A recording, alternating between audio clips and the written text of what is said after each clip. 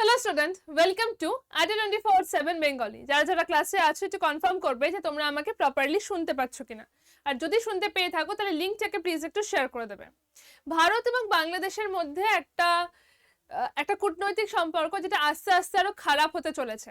আজকে বিষয়টা সেটা নিয়ে আমরা কথা বলবো। যারা যারা ক্লাসে আছো অবশ্যই ভাবে লিঙ্কটাকে কিন্তু শেয়ার করে দেবে। যদি আমরা ভারত এবং বাংলাদেশের বর্ডার নিয়ে কথা বলি তাহলে ভারত এবং বাংলাদেশের মধ্যে সব থেকে বড় লংগেস্ট বাউন্ডারি শেয়ার করে ভারত বাংলাদেশের সাথে। 4096 কিলোমিটার লংগেস্ট বাউন্ডারি ভারত বাংলাদেশের সাথে শেয়ার করে এবং এটাকে বলা হচ্ছে 3 বিঘা করিডোর। এই যে বাউন্ডারিটা শেয়ার করছে, এই বাউন্ডারির মধ্যে অনেক ক্ষেত্রে অনেক ইনফিল্ট্রেশন দেখতে পাওয়া যাচ্ছে। একদম সিম্পল ভাষায় বললে, যারা বাংলাদেশি মানুষ তারা কোনো সঠিক তথ্য ছাড়া ভারতের মধ্যে প্রবেশ করছে, এই জিনিসটা হচ্ছে। এবং এই জিনিসটাকে নিয়ে ভারতের সরকার, আমি ভারত সরকারই বলবো কারণ অমিত শাহ এই কথাটা বলেছেন, তিনি একটা খুব স্টেটমেন্ট দিয়েছেন যেটাতে বাংলাদেশেও অত্যন্ত বিতর্কের সৃষ্টি হয়েছে। কি হয়েছে সমস্ত কিছু আজকে ক্লাসের মধ্যে থাকবে। তার আগে যারা যারা ক্লাসে আছো লিঙ্কটাকে প্লিজ একটু কিন্তু শেয়ার করে দিও।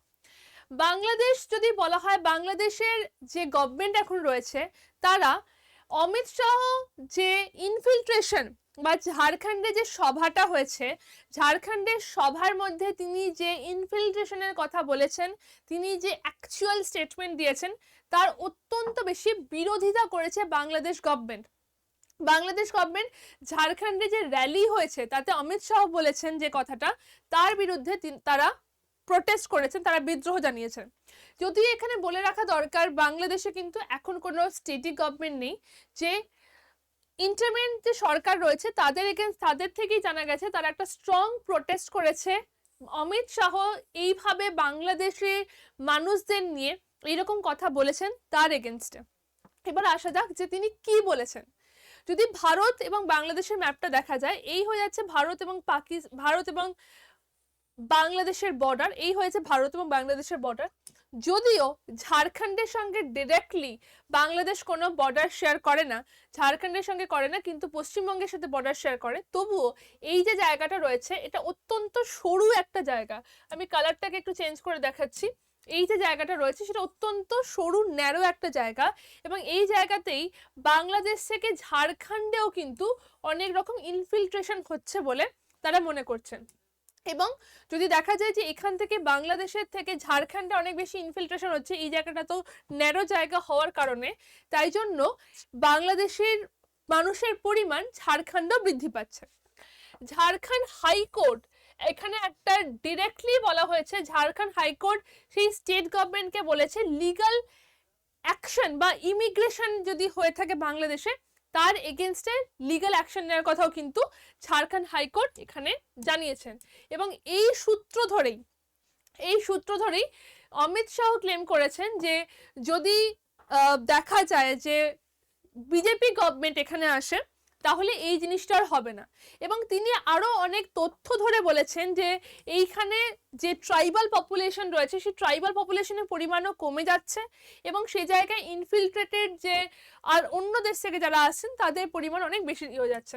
এবং যে কথাটা নিয়ে বারবার এতটা বেশি প্রোটেস্ট হচ্ছে, এতটা হেট্রেড ছড়ানো হচ্ছে, সেটা হচ্ছে যে তার কথার মধ্যে তিনি বলেছেন, will hang every Bangladeshi infiltrator upside down to give them a lesson. আমি কিন্তু এটা পুরোপুরিভাবে কোট আনকোট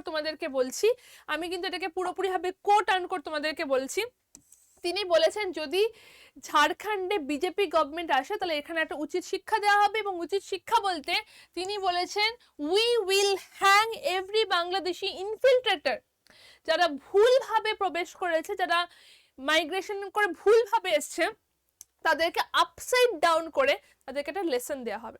তো এই জিনিসটা বলা হয়েছে, এবং এই জিনিসটার এগেনস্টে বাংলাদেশি গভর্নমেন্টের কাছে কিন্তু অনেক প্রোটেস্ট হচ্ছে, বাংলাদেশি গভর্নমেন্টের কাছে প্রচুর প্রোটেস্ট হচ্ছে।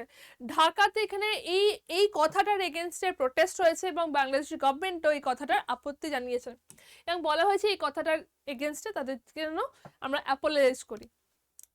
এবার এখানে একটা কথা বলা উচিত, বাংলাদেশ নর্মালি কখনোই এটা মানে না যে সেখান থেকে ইনফিল্ট্রেশন হচ্ছে, এই জিনিসটা মানে না। এবার এটা কোনো আজকের ঘটনা নয়, এটা আগেও এরকম অনেক কিছু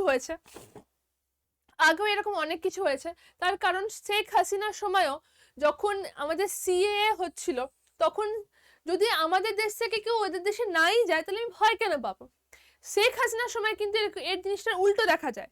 শেখ হাসিনার সময় তিনি একটু তিনি একটু কনফিউজ ছিলেন, বা তিনি জিজ্ঞেস করেছিলেন যদি সিএ হয়ে যায় তারপর যারা নন ইমিগ্রেন্ট রয়েছেন তাদেরকে বাংলাদেশে ফেরত দেওয়া হবে না তো, সেটা কিন্তু তিনি জানতে চেয়েছিলেন।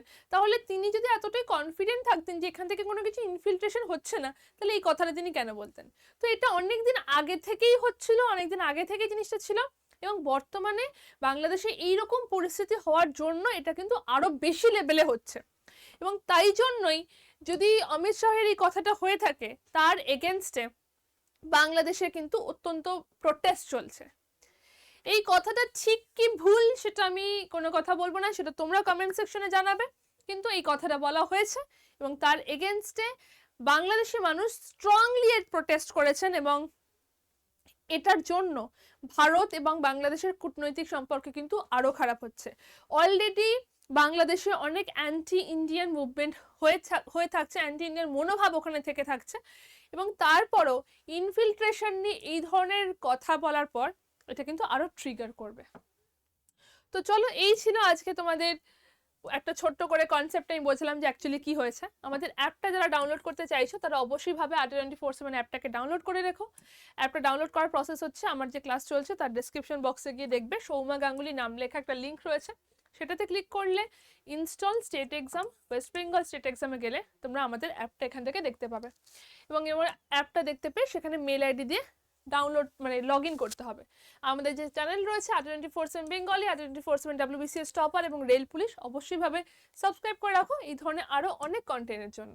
ক্লাসটা ভালো লাগলে অবশ্যই ক্লাসটাকে লাইক করবে, শেয়ার করবে, কমেন্ট করে জানিও যে ক্লাস কেমন লাগলো। ঠিক আছে, চলো নেক্সট দিন আরো এরকম একটা ছোট্ট টপিকে, ছোট্ট একদম শর্ট টপিকে কিরকম কি বক্তব্য হচ্ছে সেই সমস্ত কিছু নিয়ে তোমাদের কাছে চলে আসবো। অবশ্যই চ্যানেলটাকে সাবস্ক্রাইব করে রাখো। Thank you.